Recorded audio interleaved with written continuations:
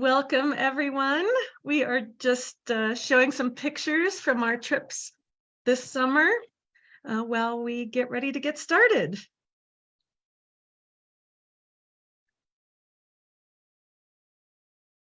To the folks in the chat, we have not started. We are waiting until 10 o'clock and giving people some time to join. And there is no sound at the moment. It is, we're just showing a little slideshow of some of the best moments from these summer's trip.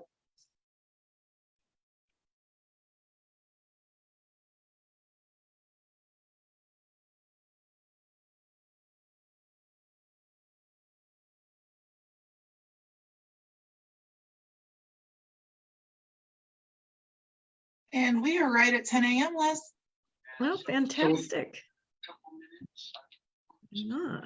Sure.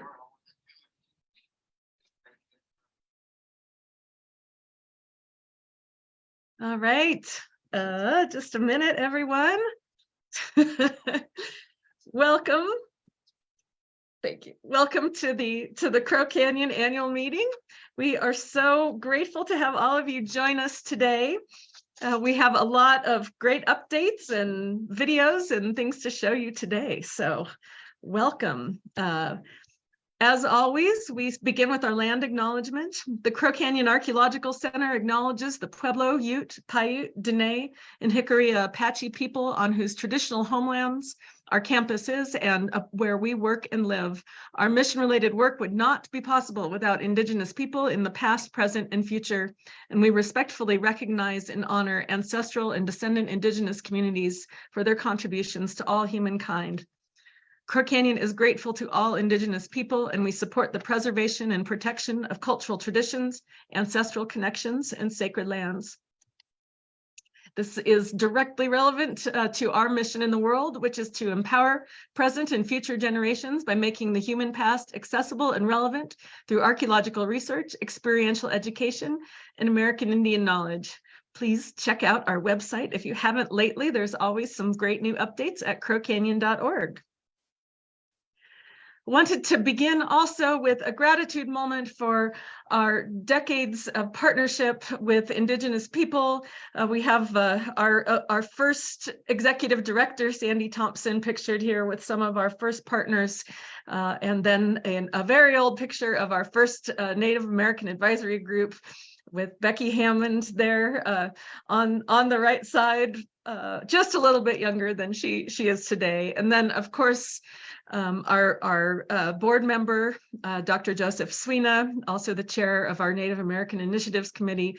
Dr. Swina has responsibilities in his community today and was not available to open our meeting with a prayer as he usually does. And Becky Hammond, our American Indian Initiatives Manager and Educator, has reached out to the newly elected chairman of her community, the Ute Mountain Ute Tribe, Manuel Hart, and we are so grateful to Manuel for being willing to open our meeting today.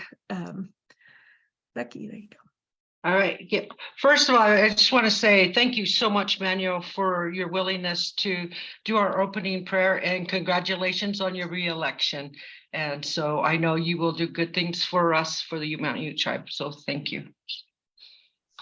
Thank you for that, Becky. Really appreciate that. And everybody online, I know it's a time where COVID is still going on and some Zoom meetings. Hopefully one day we'll all be able to meet together in person again. So with that, I just want to say it's an honor to do your prayer this morning. I appreciate that, reaching out to me, and for all the support and prayers and things that are in our favor as our area here. So with that, let me open up with a prayer in my language, and I'm going to do some in English too, so bear with me. Oidam, monti momakut numeramakut, after which kushetabat moisim. Iga kwente maatotem. Numi unikert. Pagriam tuit paramuy tipoput utwamonti momakut numeramakut. Creator, thank you for this day. Thank you for this morning and this time of the year as we see the seasons change and the colors, the beautiful colors that are out there, Creator. All your creations. Today I was honored to give a prayer for this group here, asking for your guidance, Creator, asking for your help, that things will be good for us in a positive manner, Creator. Thank you for everything that you do for us in our everyday lives. Today, Creator, I ask that you bless each and every one of us that are here on the phone and our Zoom meeting today, that you bless their homes, their family, their children, all the relatives from far and near, Creator. Take care of them in that good way. Keep them, give them good health, good prosperity, peace in their mind and their heart, that things will be good for all of us. Only through you, Creator. And we give this prayer to you to help us out in that way. But also, Creator, we ask that you bless all the creation, the winged ones, the four-legged, the ones that live in the water, and everything that grows through this dirt, that helps our ecosystem, that helps us breathe. All the history that has been in the past to today, and what we look forward to the future, Creator.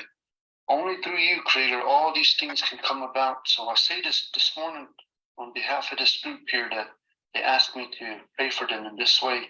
So, Creator, I ask that you bless our armed forces here and abroad. Take care of our elders. Take care of the ones that are in nursing home, that they'll be okay. I know you're with them every day and night. Take care of our children, that they may learn in today's system, the education and the new technology that's come about, Creator. All these things, and I ask that you bless again each one of them that are here at this meeting, and their relatives and their homes, in a good way, Creator.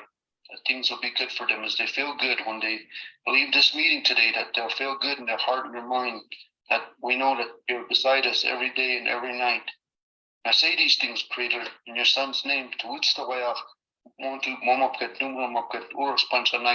Jesus Christ. Amen. Thank you.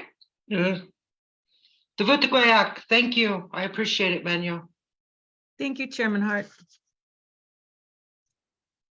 All right. Thank you for that wonderful arranging that wonderful opening and getting all of our hearts in the right place as we talk about Crow Canyon and what's happened in the last year and what we're looking forward to going forward. I will just do a quick Zoom intro. I know everyone has probably been participating in our webinars and is pretty used to Zoom meetings by now, but there will be presentations and videos happening. So if our talking heads are getting in the way, you can just put your cursor over the black bar to the left of our heads and move us over to the right. There is a live transcription available if you need that option. And when you do have questions at any point during the meeting, it would be great if you could enter them into the Q&A section rather than the chat. People tend to start greeting each other and having little conversations in the chat, and sometimes actual questions can get lost. So we will try to get to all of them at the end of the meeting. We are live streaming on Facebook, so if you're having trouble with Zoom, you can head over to our Facebook page, and this will also be available after the fact on our YouTube channel. So we have a really fantastic agenda today. I'm going to give a few updates from the president's office here, and then we'll be turning it over to some of our staff to talk a bit about the impactful programs and projects that everyone has been doing in the last year that are really important to us today and to our future. And then we'll be turning it over to our chairman and former president, Ricky Lightfoot, who will give an update on the financial status of the organization.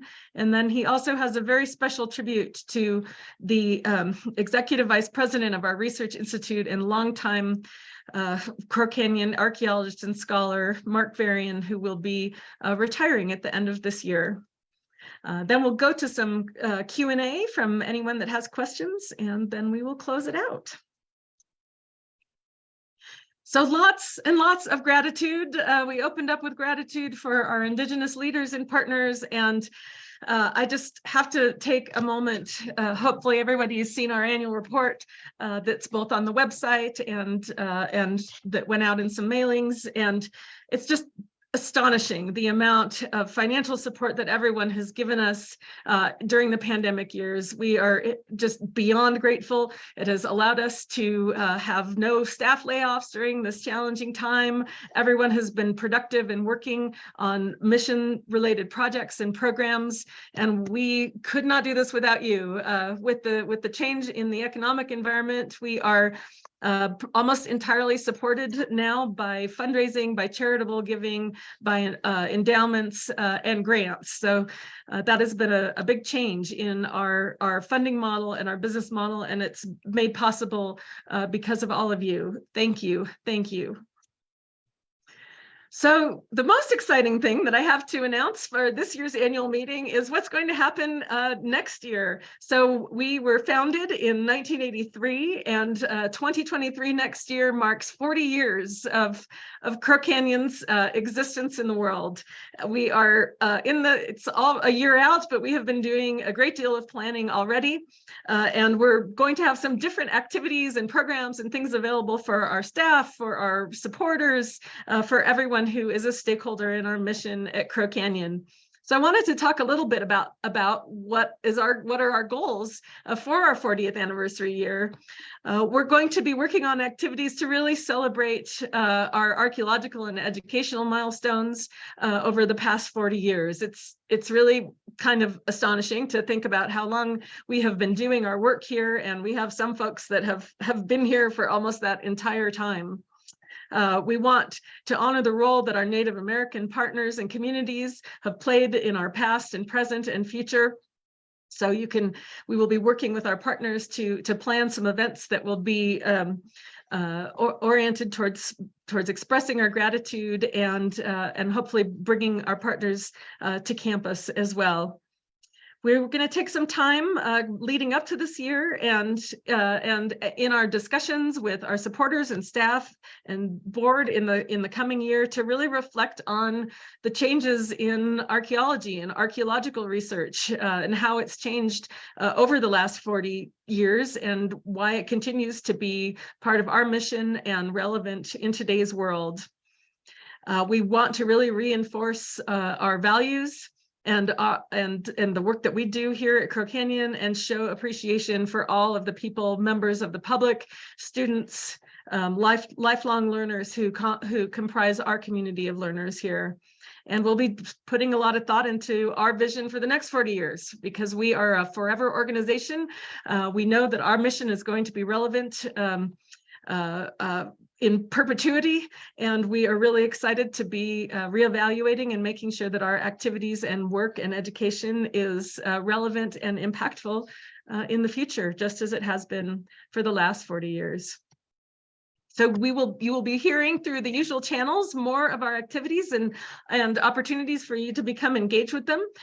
We are working on a big appreciation event for everyone who has ever worked at Crow Canyon, which is a lot of people. So hopefully we'll be able to get a lot of people gathered to campus to be able to get together and enjoy each other's company and reflect on the work that we've done together. We will be launching a survey to be able to collect and share memories that people have of their time at Crow Canyon. We'll be highlighting video clips on our social media pages and other media, highlighting some of the things that we've done over the last 40 years and the people who have been so important in us achieving our goals. I know everyone is familiar with our Discover Archaeology webinar series, and we're going to devote the first Thursdays of the month to this series throughout our 40th anniversary year to focus on our partners, our history, our contributions, to really, be talking about things that are really near and dear to our hearts. And most importantly, and we're very excited about this, and it will be quite a planning opportunity over the next year, is that we're going to hold a conference and a celebration open to the public for our 40th anniversary a year from now in October. So we do have the week blocked off, so save the date. We will be opening registration at some point in the near future, but it will be October 11th through 15th next year on our campus. And this is an enormous milestone because we haven't had any public events on campus in a really long time, not since the start of COVID. We've been able to have some of our trustees on campus this week for our board committee meetings, and it's been incredible, and we are incredibly excited at the idea of being able to welcome all of our participants back to campus for a big gathering. We have some things already planned. We are really, really excited to be able to feature Joy Harjo, a former poet laureate, a Native American artist and poet, who will be speaking at that celebration. Our staff are hard at work planning some field trips to talk about contemporary issues and challenges with respect to our Native communities and partners, issues that are important in archaeology right now, such as the future of artifact curation and some of the issues surrounding that. There will be presentations and campus tours focused on archaeology, our educational program, and our cultural explorations programs.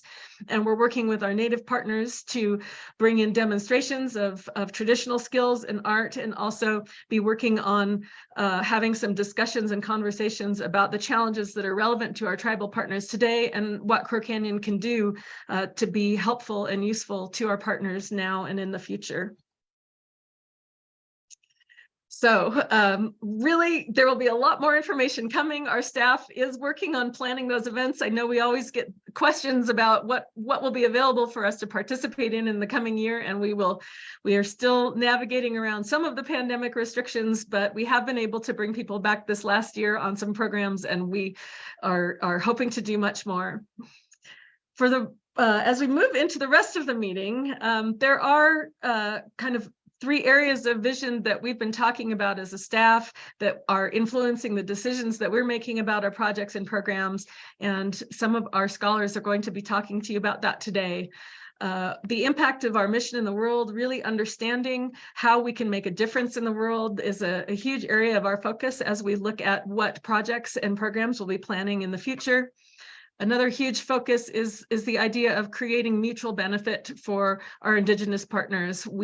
Crow Canyon doesn't exist without our Indigenous partners in the past, present, and future, and we're really focused on understanding how can we do projects and programs together that further our mission in the world and are also of tangible benefit to our Native partners. So reciprocity and giving back is a huge focus for us as we work on our plans and activities. And a question that has always been a part of our mission to make the human past accessible and relevant is, what exactly does that mean? We know and we believe and we experience in our work that understanding our shared humanity and the human past is incredibly relevant. And we want to make sure that we can express that in the world and share that with all of you as well. So we'll be moving into some presentations by our scholars here next, who will be touching on these topics. Oops, stop my share. So with that, I am going to turn it over to our Chief Mission Officer, Dr. Susan Ryan. Thank you, Liz. Hello, everyone. It is my pleasure to introduce 2 of Crow Canyon's most impactful mission programs. But before I do so, I'd like to take a moment of gratitude for Crow Canyon staff, Indigenous partners, Board of Trustees, and you, our supporters, who make our mission activities possible to create change in the world. Thank you for joining us today, and please enjoy the presentation.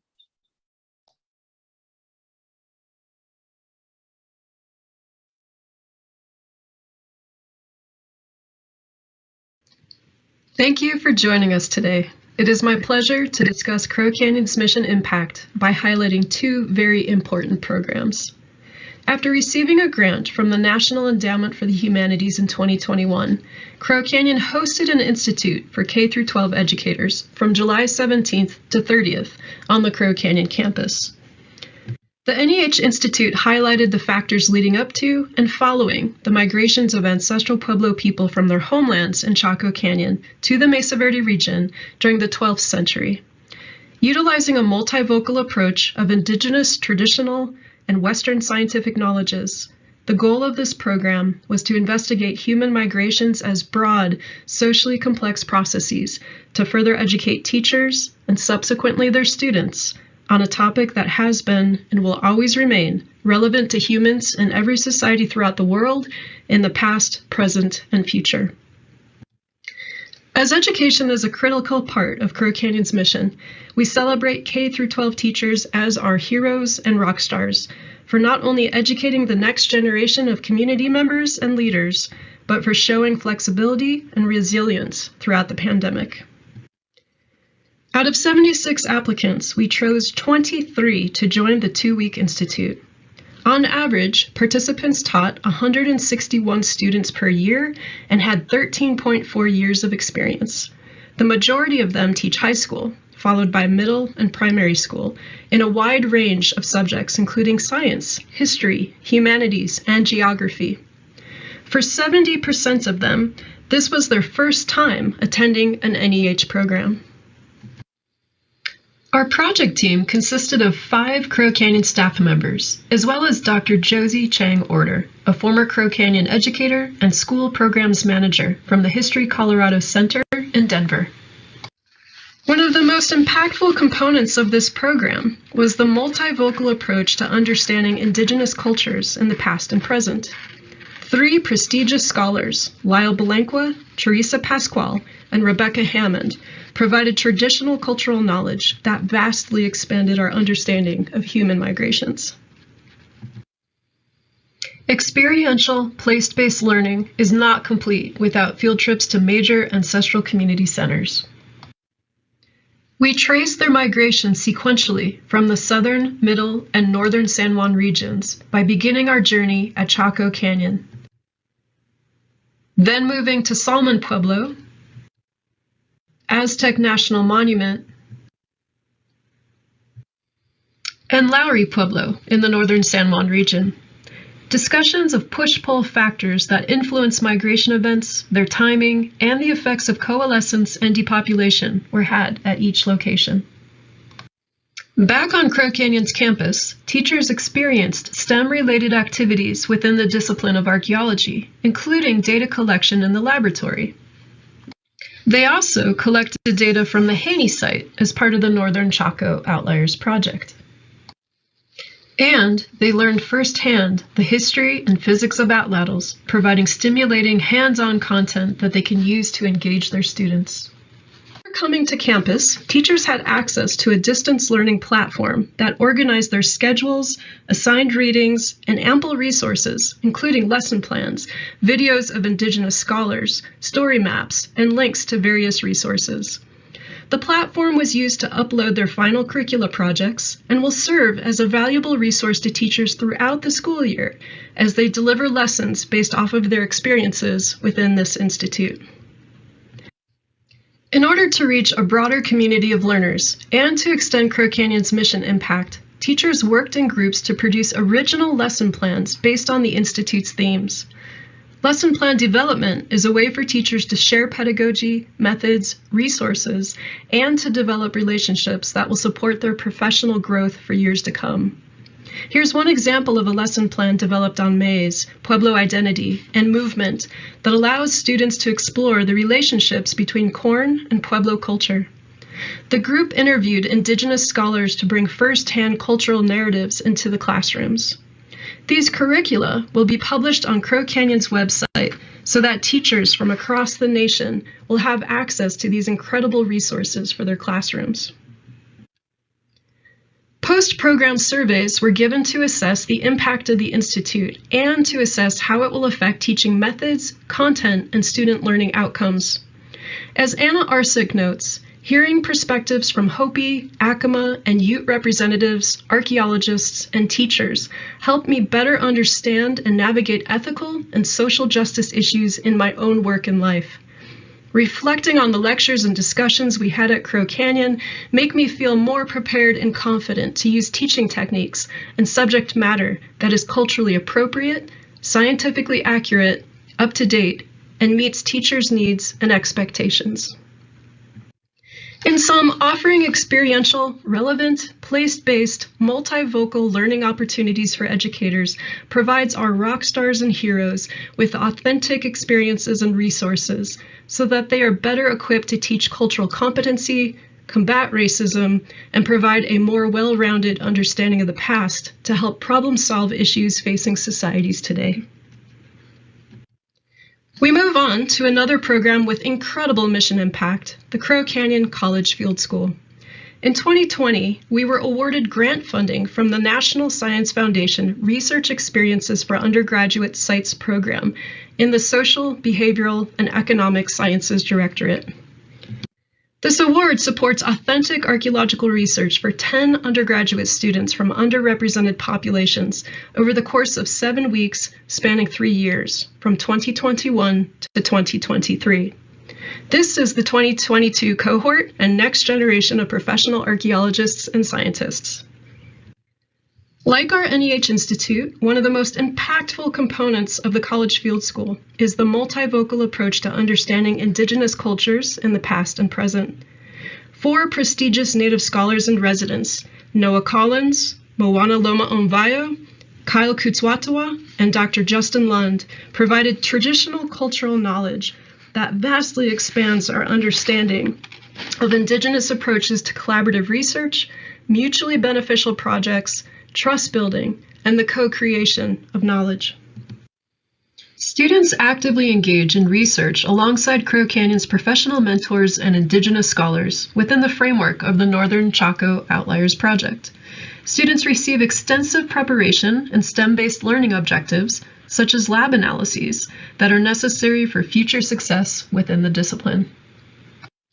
Crow Canyon initiated the Northern Chaco Outliers Project at the Haney site in 2016 with the goals of addressing important regional questions surrounding the expansion of Chaco-style communities in the Mesa Verde region, as well as broader anthropological research questions concerning human-environment interactions, the development of inequality and equality, the role of community centers, and identity formation.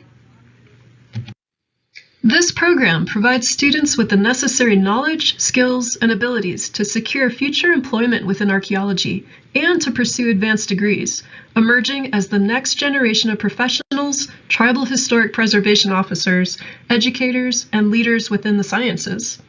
Here, students are engaged in archaeological survey and mapping, a skill required for securing cultural resource management positions. Although our College Field School has a regional focus, its results have national and global impacts.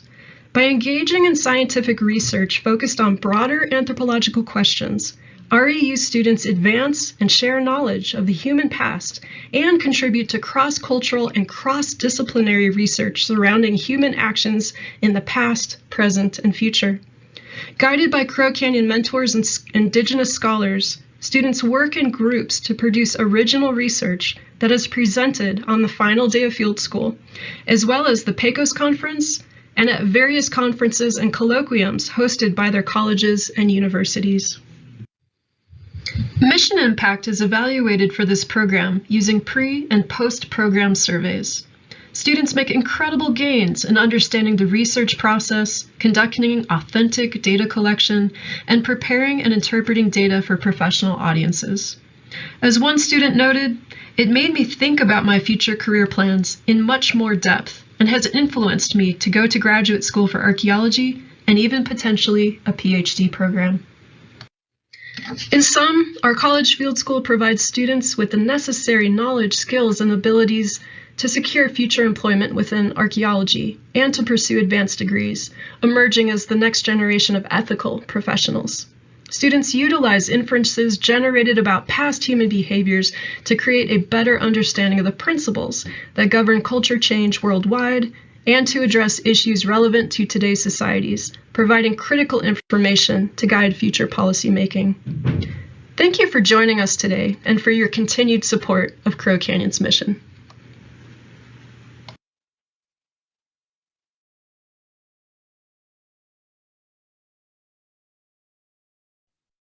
Thank you so much, Susan, for putting that fantastic update together on those programs.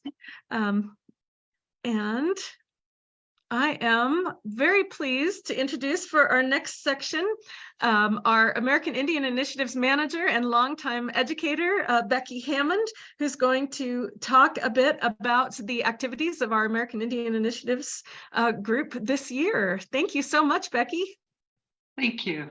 Thank you. I just want to say, thank you for everything. Thank you to the board. Just like Susan Ryan said, without your support and everybody who's listening, we wouldn't have a Crow Canyon. So thank you from the bottom of my heart.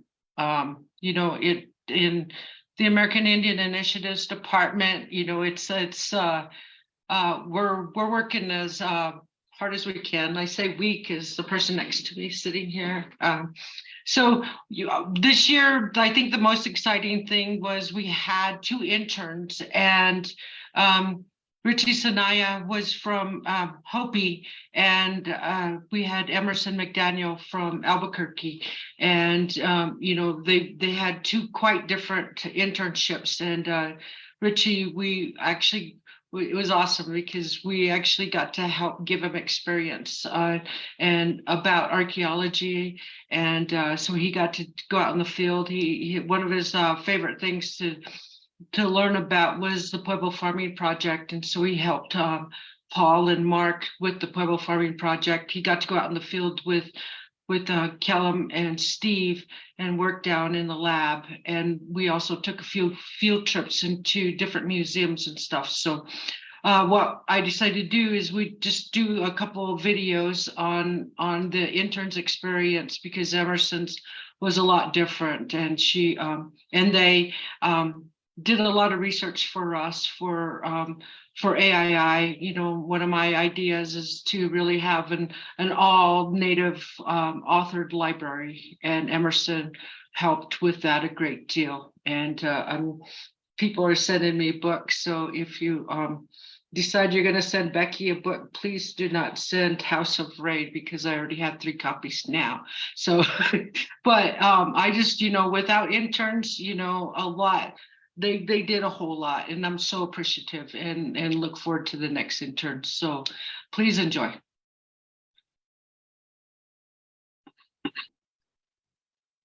Yeah, and I am the American Indian Initiatives intern. My primary project at Crow Canyon Archaeological Center was based on the Pueblo Farming Project. This opportunity allowed me to engage with others and to explore new avenues of interest. My time in the gardens allowed me to feel connected to my culture, all while learning how traditional knowledge can teach us so much more about the past, present, and the future. Another part of my internship entailed using spaces like the Pit House to provide opportunities to interact with school groups and share my culture. I thoroughly enjoyed helping the students use a bow and drill to make fire. We did our best and came close a couple of times, but it wasn't meant to be. Down where at the beginning of time we came into this land to leave our strife behind. Follow Masa's plan, he said. Down where be hopper. Little time in the lab where we took soil samples from sites and did float tests where we separated light and heavy fractions. This gave me a better idea of the archaeological process and the importance of lab techniques. A highlight of my summer was going out with the Cultural Explorations crew and tagging along with 2 members of the Hopi Cultural Resources Advisory Task Team. We got to go out to a few sites with rock art panels, and being there and hearing their knowledge of these different depictions was very inspiring and gave me a deep understanding of my own culture and the history of the area.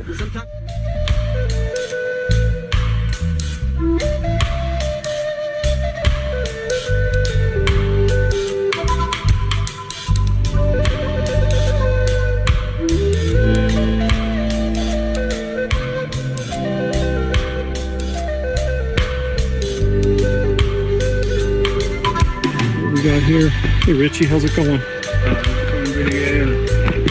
What are you working on over here? Placing the loose capstones here. You just give it a slight touch, and if it moves, it needs to be replaced. Got a few placed here, and now I'm just repointing a couple of joints here on the bottom layers just to help support the weight on top. And yeah, that's what about it right now. It looks really good, and I should keep it for a few years, don't you think? Yeah, at least a couple. Yeah, excellent. Good work. Yeah. I was fortunate to receive a behind-the-scenes tour of the Edge of the Cedar State Museum in Blanding, Utah, where I saw various artifacts and was given a detailed description of the curation process and receiving artifacts from other federal agencies. Great time, and for everybody else going forward, this is the people who make it happen here at Crow Canyon, make sure we're fed and make sure we're doing good. So thank you guys for being part of my internship. And reflecting back on my time here, 10 weeks came and went faster than I expected. My time here was full of wonderful surprises and opportunities to learn. Most importantly was the connections I made, new friendships and mentors willing to share their expertise. This, I feel, is what makes Crow Canyon a special place. I leave here fully motivated to pursue my goals and fulfill my dream to work for my people and do something I enjoy. Thank you, Hokwa Gunda, to everyone here at Crow. Because every little thing is gonna be alright. My mom is Wolf Clan from Cherokee Nation, or Aniwaya Jaligi Dehi, and my biological father is Mescalero Apache, and his entire family is from the Mescalero Res. I think one of my favorite parts about it was still the U Mountain Ute Tribal Park. That felt really nice, getting to see a lot of different things and getting to help with the cultural exploration trip that I got to go on, and also kind of getting to connect to that part of the landscape. At least for me, it's really nice getting the chance to actually go onto lands that are still managed by tribes, and I feel like the land is generally better well taken care of when it's still in tribal control, and so getting to see that was really nice. And then I had an absolute blast getting to compile the different resources for the library, including getting to make the bookshelves and getting to find, God, what was it, 140 books for it across all the different genres.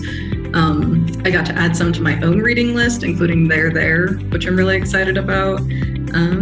And actually some of the resources that I compiled for the mostly political type organizations or just other resource organizations is actually coming in handy already. I've gotten to use and participate in some of them.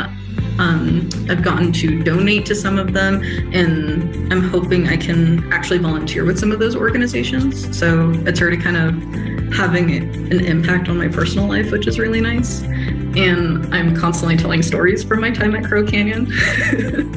I tell my family, and the place I'm currently working now, I mention Crow Canyon probably at least twice a day. So yeah, it impacted me personally and professionally, and I feel extremely confident that I can get just about any job in archaeology I want now. When it came to looking for Native books, I started out with finding resources for Southwest Native authors, and so I found a really amazing blog by a Piqueras Pueblo author. She also had adult book lists, and then I was able to find a lot of different blogs and official websites for different Native authors. I didn't want the library to strictly be fiction or nonfiction or like one specific genre. I wanted the library to be a genuine library with a wide variety of resources. I would say, first of all, I know archaeology doesn't have the best reputation in our communities. My personal logic is it's not going to get better unless we put our voices out there. And Crow Canyon has been doing the work to make sure we're included, going back all the way to 1995. And it's just gotten more inclusive. That's why the internship exists. That's why the entire department, American Indian Initiatives, exists. So I would say Crow Canyon is a good point / organization to trust for trying to get into the archaeology community, and also being able to meet other archaeologists who have a similar code of ethics, as in respect our cultures and our histories.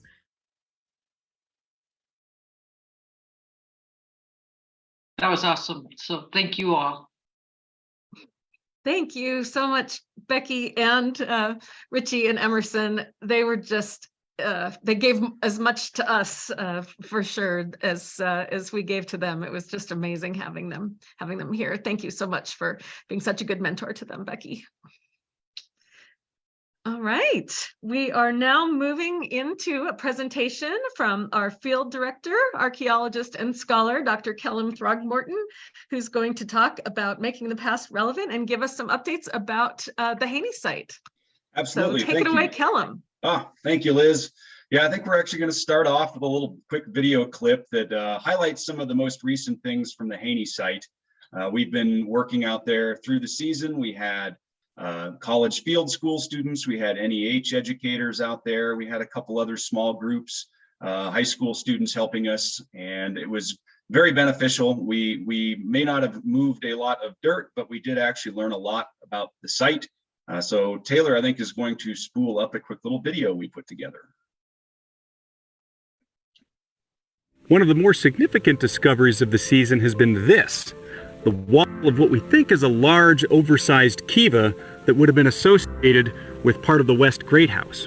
We think it went with one of the earliest phases of construction here, but of course it's been removed and you can no longer see it.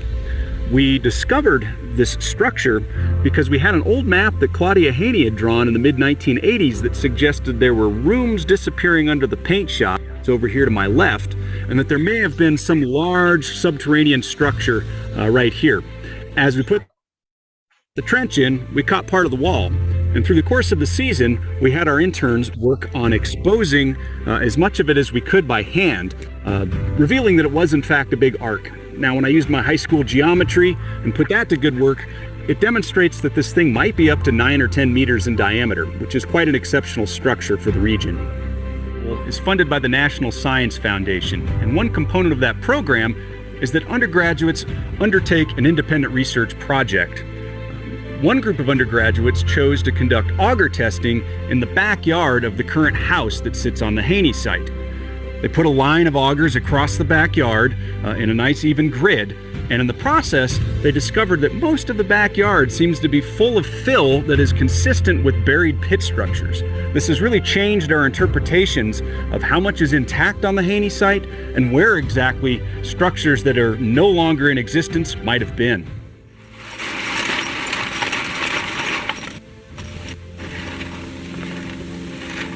Screening some fill from structure 10003 today. Ready to wrap that up down on the surface. Janelle's in there working on that right now, clearing the floor, looking for features and floor artifacts. Hi, I'm Janelle. I'm one of the field interns this year. Right now you're with us in a P2 surface. This is a kiva. Over here you can see that we've cleared the floor, and this area right here is the 5 above, so we're kind of in the process of scraping it back right now. So that gives you an idea of what we've been up to this season. We're on target to finish that pit structure, that kiva that Janelle was working in. Our intern Katie Kemp has also been lending a hand with that, and Liv Winicki and Connor Ball played a role earlier in the season as well. So that's what we've got from the Haney site. I think it's also worth mentioning that we're learning a lot from the work that we're conducting out at the Hawkins Preserve south of Cortez. That's a new field initiative that we're trying out. It's a non-invasive method of going and looking and seeing what are the sites that are out there in this publicly accessible space. We had a variety of participants come for 2 sessions from around the country to lend a hand with that. And I think one of the things that they really took away from that work was this landscape level perspective on the archaeology. You really began to see the interconnections between contemporary sites. We were working right across from the Mitchell Springs site, and we could see some of the kind of the neighborhood that surrounded that place. But then you also see those temporal connections where you've got these archaic sites with Pueblo period sites, with historic Ute rock art, with historic, most likely Euro-American quarrying sites. That was really instructive to people. And it got me thinking a lot about the relevance of archaeology and the different ways that archaeology is relevant to not just the public, but a variety of stakeholders. And what struck me first was that archaeology is a bit of a craft. There are a variety of methods we use to understand the past, to communicate the past. If you think of something like cabinetry, where you're putting together cabinets, there's not any one tool that you have in that toolkit for woodworking. You've got chisels, you've got hammers, you've got planes, you've got measuring tapes. A lot of things go into it, and archaeology is very much the same process. Of course, there's excavation, which is what we've been doing out at the Haney site, which is frankly one of the only ways to learn what's going on in a site like that that's been damaged, not exactly treated with respect by backhoes. It's been tough to understand what's there. We had to look under the surface. Survey is a whole different kind of process, but it also teaches us a lot about the past at that landscape level I was talking about. And I think it teaches us a lot about the history of the area right around Cortez. Like these are I go walking in Hawkins all the time. I had no idea that stuff was out there, really changing my perspective. And we've also got a lot of lab work and collections work that's part of archaeology and has been contributing a lot to what we know about the past and how we draw connections between the past and the future. I know that Dr. Ben Bellarado with the Sandals Biography Project that some of the interns have been helping with, really drawing connections between collections. So we're actually working with the history of anthropology, going back and taking a look at things that people collected 100 years ago, building connections to those with the present, reanalyzing these collections. And I know in the process, Ben's been bringing in a lot of Native partners to come and take a look at these items and to get inspiration and share knowledge about what those are. So when I think about the relevance of archaeology, there's sort of a variety of places. There's the legal end of it, making sure sites aren't destroyed by development whenever possible. There's the management end of it, where we look at how the federal lands are managed, state lands are managed. Increasingly, that might look like co-management. We've got the protection of resources, like with the Archaeological Conservancy. We've got the research we're doing out at Haney. I mean, this does in fact change what we know about the history of Southwest Colorado. And other projects similarly really push human knowledge forward. Each one of them lends a bit to it. Think of this little circle that is all of human knowledge, and we might, in each project, we're just pushing it out a little bit more, but over time, that circle just gets bigger and bigger. We've been doing more and more work where we're helping tribes where we have a skill set, we have a craft, and archaeology can lend assistance in various ways. And we're trying to let the tribes be the driving force that says, here's what we would like to have done. Can you help us with this? This is something that your knowledge base is effective with, that might dovetail with our own indigenous knowledge base. And finally, public education. That's a huge part of what we're doing with Crow Canyon. And for all of these things, for them to work right, we need the public involved. We need people who are interested in this to understand the full breadth of what we do as archaeologists. So I think about it, history, it builds contexts, it reveals places, these little hinge points where society may or may not change. And we pull facts to do that, to look at that.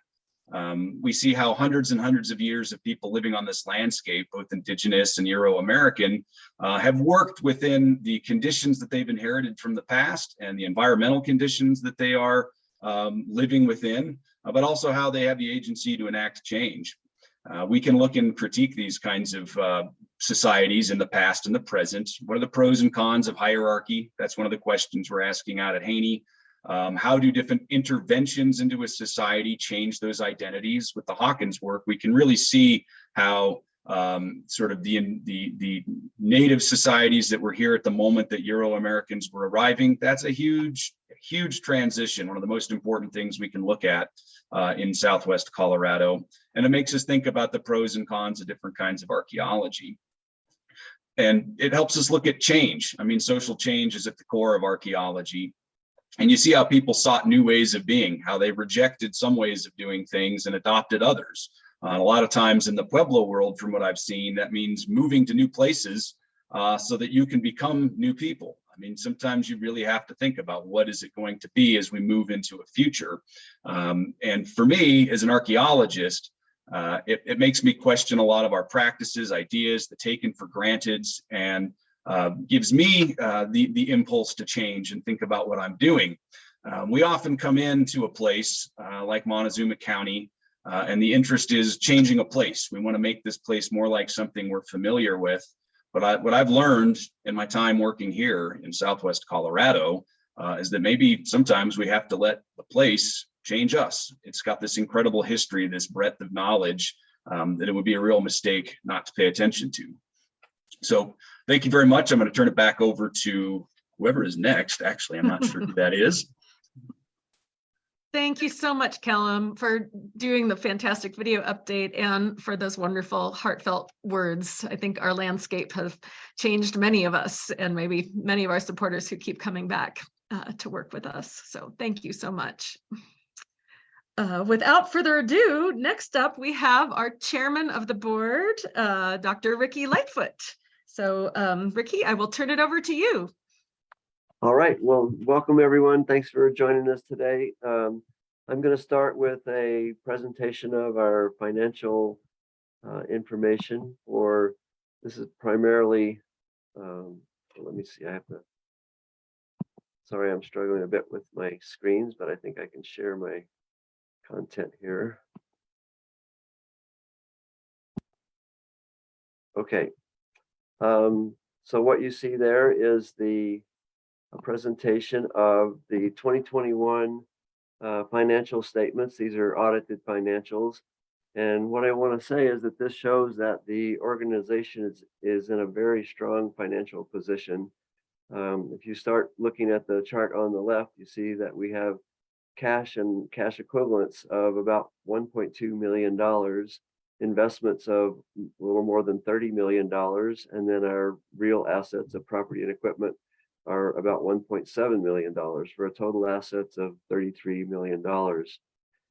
Compare that to our liabilities, and it's about a one measure of the financial stability of an organization is current assets to current liabilities, and that's a ratio of almost 10 to 1.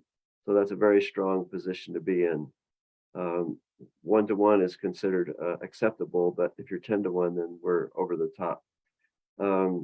So moving over to looking at the revenue, you'll see that in 2021, we had about $2 million in contributions, $1 million or a little more from the distribution from the endowment. So those are earnings and gains from the endowment that were moved directly into the operating budget to cover our operations.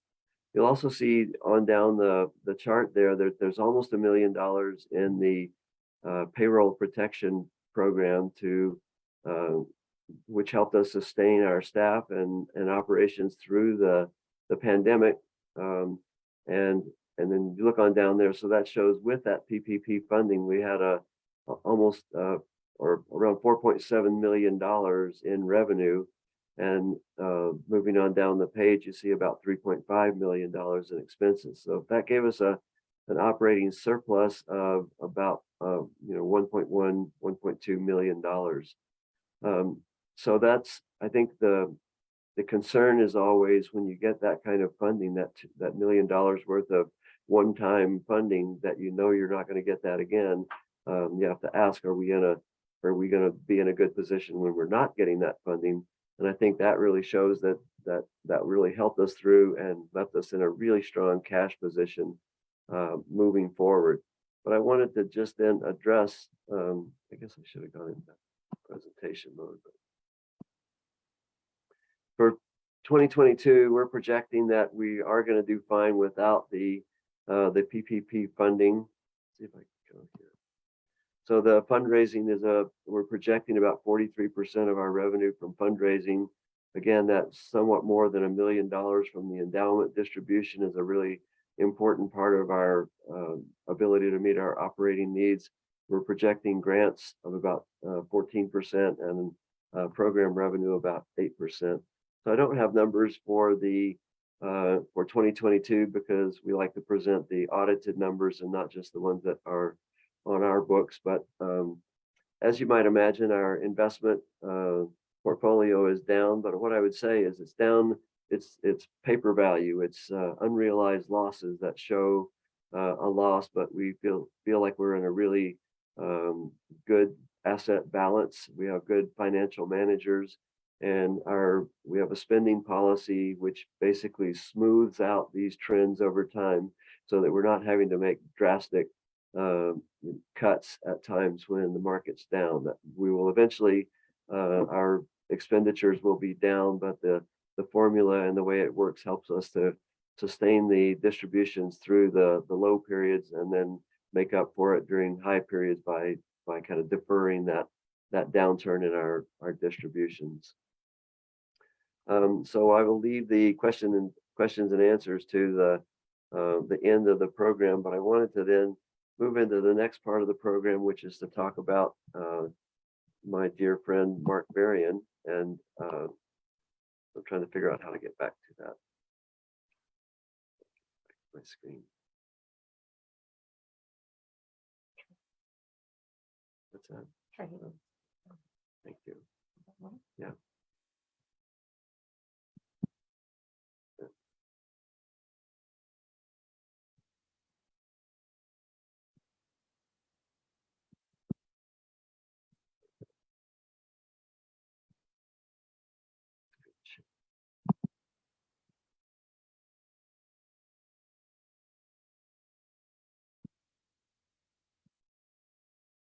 I'm still seeing it as I would stop sharing and then share again and click on it.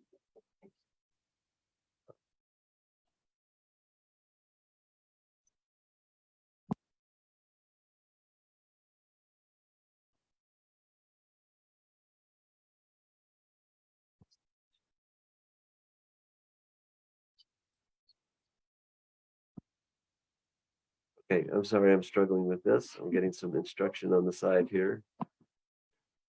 Do you know where is the presentation open? Desktop? Yes, well, it was, but that's not. That one?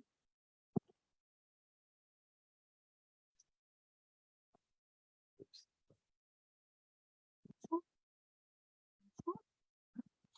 Now just leave it and go back to your Zoom screen, which is here. I'll hit leave. Make it a little bigger.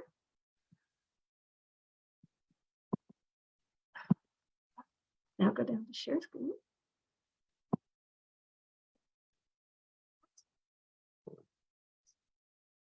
That.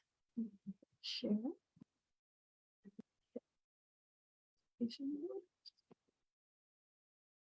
Something else. What is this?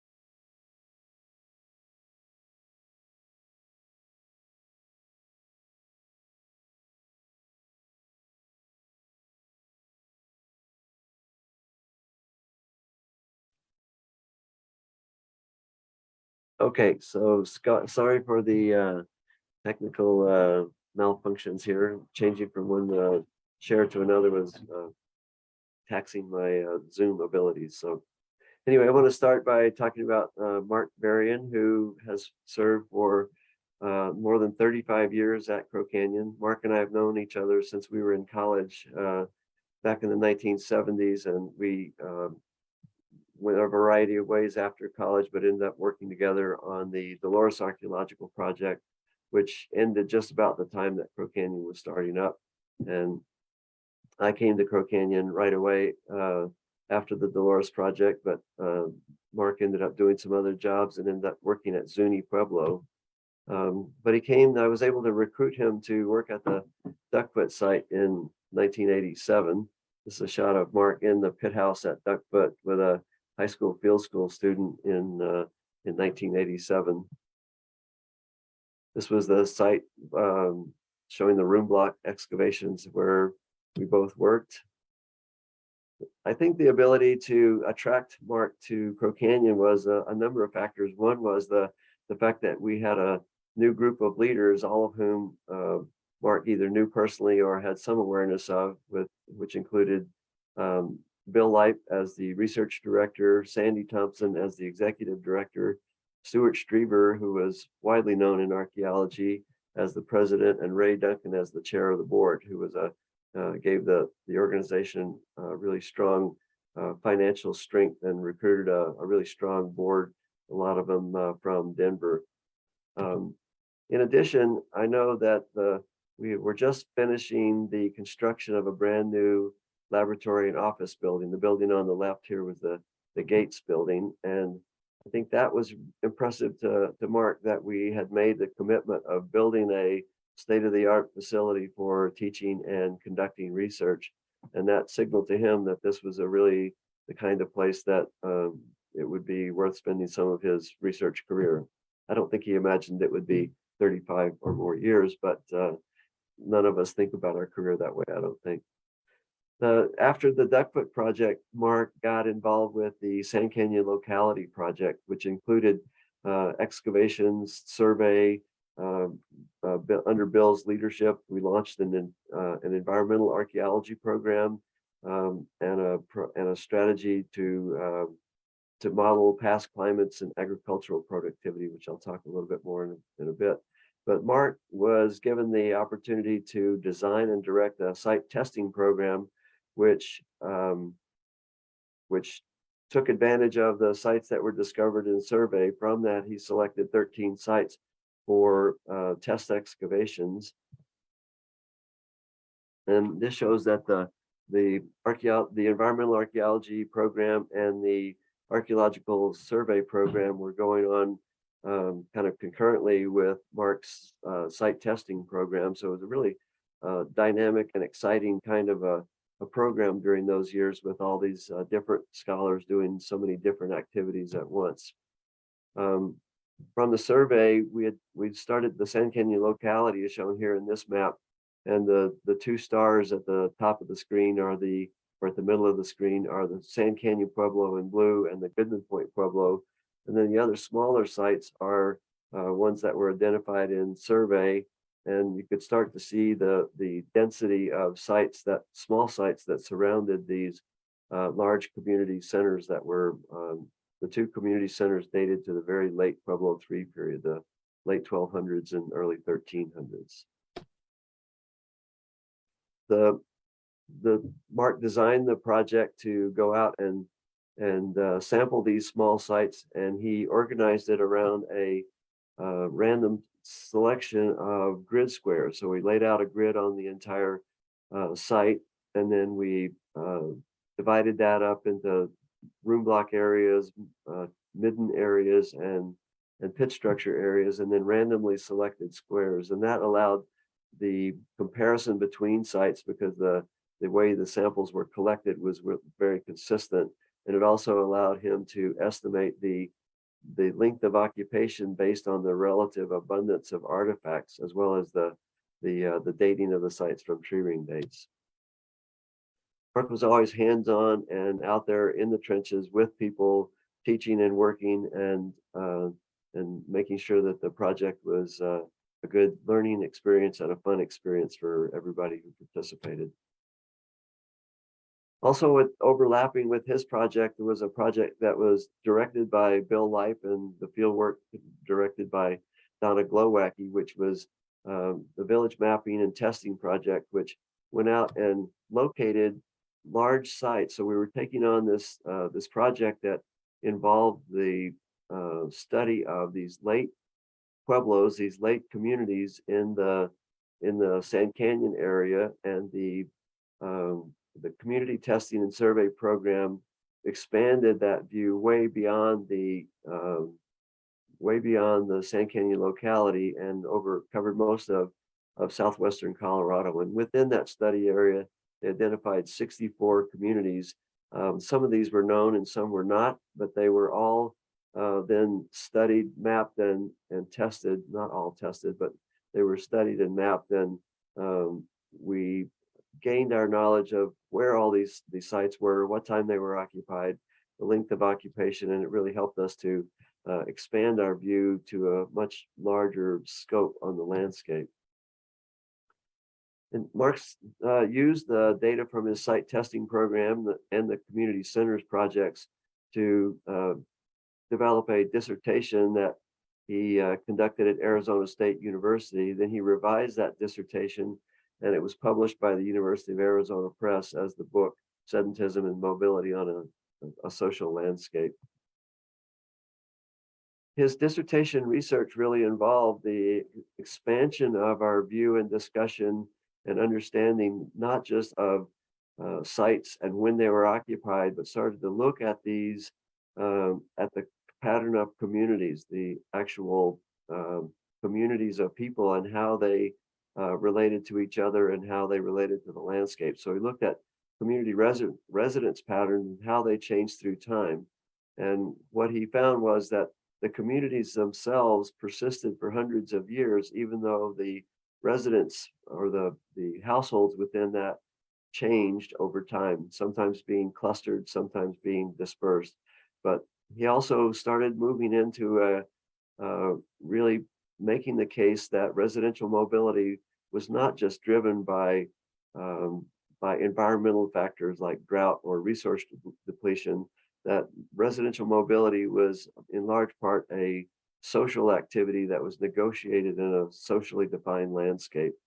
He made the case that there are many social factors that cause residential mobility, including just people getting married and moving to new homes, people raising families and having children. And as the household population expands, then often there's movement of people or building of new homes. And there was also the factor of, as population increased and population density increased in these study areas or in these communities, then there needed to be more and more ways to socially negotiate the rights or the access to resources like land, and that land tenure systems would have had to have developed because there were too many people competing for the land in order to. It wasn't like the early days when it was more like homesteading, that your home was your marker to control your access to the land. So these land tenure systems were a social mechanism to maintain that access to the resources you needed as a household. And he basically made the case that as these communities got larger and closer together, it created a complex web of social relationships within and between these communities, and all of that affected the ease or difficulty of moving households. From that, Mark was instrumental in designing a project that was called the Communities Through Time: Migration, Cooperation, and Conflict. And in that, we looked at the case that he had demonstrated was that these large late canyon rim pueblos like San Canyon Pueblo were consistently preceded by mesa top occupation in the Pueblo 2 and Pueblo 3 period, sometimes dispersed, sometimes aggregated into villages. But we selected two communities, the Shields Pueblo excavations and the Albert Porter excavations, were both looking at these mesa top pueblos that were antecedent to large late canyon rim pueblos. And from that, Mark was the leader of the Crow Canyon portion of a multi-institution, multi-year, multidisciplinary, large-scale research project that was conceptualized and designed largely by Tim Kohler, but in collaboration with archaeologists at Crow Canyon. It was funded by the National Science Foundation and went on for almost 10 years. The Village Ecodynamics project involves specialists from many different universities. It combined empirical studies and computer simulation models. It involved a detailed reconstruction of environments based and operated in a GIS platform. And the goal was to examine the interactions between Pueblo Indians and the natural environment between AD 600 and 1600. This shows the two areas, or in the upper left, you see a gray shaded area. That was the BEP1 study area.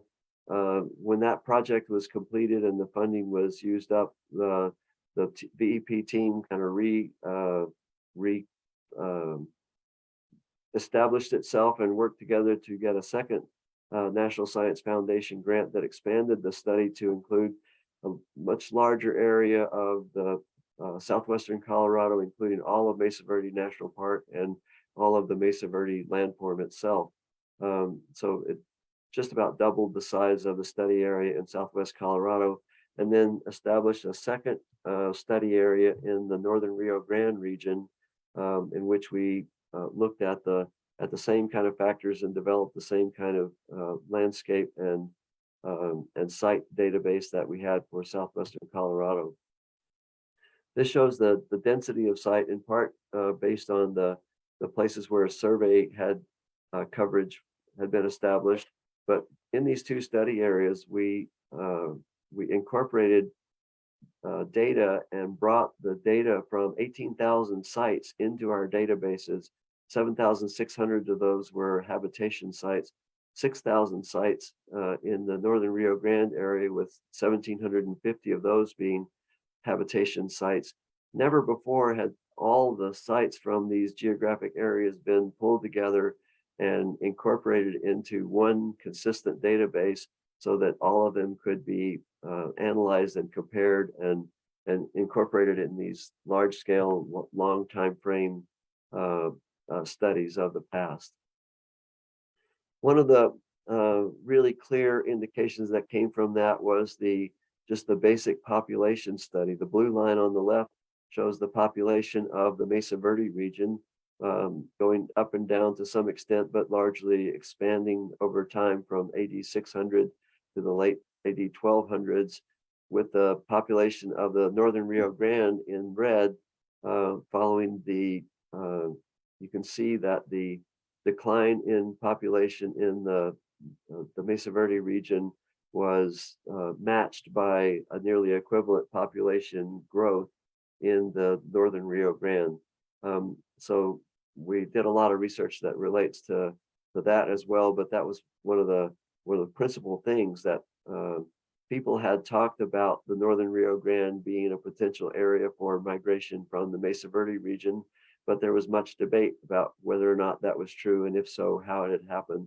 And the Village Ecodynamics project, for the first time, brought that all together to be studied in one coherent study. The Village Ecodynamics projects also developed databases or developed these simulations that depended on having really detailed reconstructions of the environment on which the communities played out. Using tree ring dates and their modern tree ring dates and modern climate, soil, and crop productivity records, we were able to make reconstructions of crop productivity and spring flows and so forth, hectare by hectare, for the landscape in our study area, year by year, from AD 600 to 1600. So the simulation went something like this, just in simplest form. That virtual landscape was populated with virtual households the way they were in the archaeological record around 600. These households, as agents in the simulation, were given the opportunity to interact with each other according to the needs for a certain amount of calories. So they were farming, and they were having children and growing and making these social decisions on this landscape, and they played that out year by year over this long period. This had to be done on supercomputers that had vast capacity to run this simulation over and over using different cultural rules and in the end, the simulation they used the simulation outcomes to compare the archaeological record and find the simulation outcome that best matched the archaeological record. And from that, then we learned what were the cultural factors that were most important in shaping the decisions and resulting mobility and movement and development of the archaeological households as modeled by these virtual households in the simulation. It was really fascinating. Following that, we established at Crow Canyon, beginning in 2014, the Research Institute at Crow Canyon, to which Mark was named the director and then the vice president for the institute. The Research Institute consists of interdisciplinary network of scholars, archaeologists, economists, geographers, sociologists, educators, indigenous culture specialists, and others. It was a collaborative approach to research to address big questions with large and complex data sets.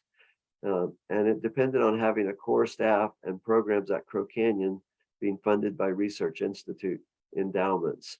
And if this sounds familiar, it was because the success of the VEP project as a collaborative multi-institutional project that was able to address these big questions, we thought, well, we need to perpetuate this as a way to do archaeology on a meaningfully large scale to produce results that are advancing our knowledge of the past and making that knowledge of the past relative to the present. So Mark's role in the VEP prepared him to be a leader in this collaborative effort because he had been a leader in the VEP project. It was also a moving us into the unknown, moving us out of the model of operating Crow Canyon that we had been in for 30 years. And there was some concern about how that was going to work. How would the Research Institute relate to the regular program activities and program staff? And Mark's long history here and his commitment to the entire mission of Crow Canyon were a large part of making people feel that this was going to work, and that there was no one better to make that work, because there was no better spokesperson for the full mission of Crow Canyon's in research, education, and American Indian collaborations. No one better than Mark, and that no one cared about Crow Canyon more than Mark, because he had devoted his career and much of his energy in his adult life to making Crow Canyon successful. One of the first projects was a collaboration between the Research Institute and Hopi farmers to conduct a Pueblo farming project, in which it was both an experimental and an experiential project, growing gardens using Hopi traditional varieties of corn, also bringing Hopi farmers here to teach us not only the techniques of farming, but to teach us the concepts of corn and how it integrated throughout the Hopi culture. A whole host of Hopi elders and young people were involved in this, and one of the things that Pueblo people are concerned about is the ability to perpetuate the species of corn and the knowledge of corn in future generations. And so this was very much embraced by Hopi people, and they participated with great enthusiasm. The information, the results of the Pueblo farming project and the crop productivity from these traditional Hopi strains of corn were used in the Village Ecodynamics project to help to better model the productivity of corn in ancient times as compared to corn in modern times, which we had from modern records, but we didn't have productivity records of these traditional species of corn in the Mesa Verde region. Mark had a very productive career in research at Crow Canyon, and in addition to his single author book on his dissertation, he edited and co-edited a number of other volumes that featured Crow Canyon's research and put it in the context of the larger research of the Mesa Verde region. Mark was also a dedicated scholar who was quick to agree to go on international and domestic programs. He developed many of the domestic programs and served as the lead scholar. He and I served together on many invitational and custom programs, and he was always a good person to work with because his knowledge was so broad and deep in many subjects of archaeology and anthropology.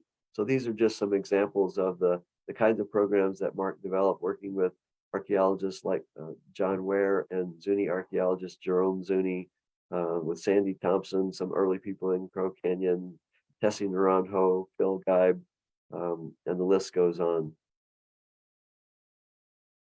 In 2020, Crow Canyon launched a weekly webinar series, and that involves having a moderator who's someone from Crow Canyon who introduces each of the scholars and then takes questions, and in many cases carries on a discussion with the scholar. And Mark was a regular volunteer to serve as the host and moderator in these series, and his broad range of interests and knowledge really allowed him to engage many different scholars from many different backgrounds in conversations that really enrich the program. This happens every Thursday, and if you're not already a follower, you might want to start checking it out. It's you need to sign up in advance, but it's free and available to everyone. You can also see it on the YouTube channel or follow it on Facebook. And I would say all of us here at Crow Canyon want to thank the Lord and hallelujah that we had Mark with us for so many years. We don't know what we would have done without him. He's a tremendous person and a tremendous scholar and a tremendous advocate for Crow Canyon. Any of you who've traveled with Mark before probably recognize this pose.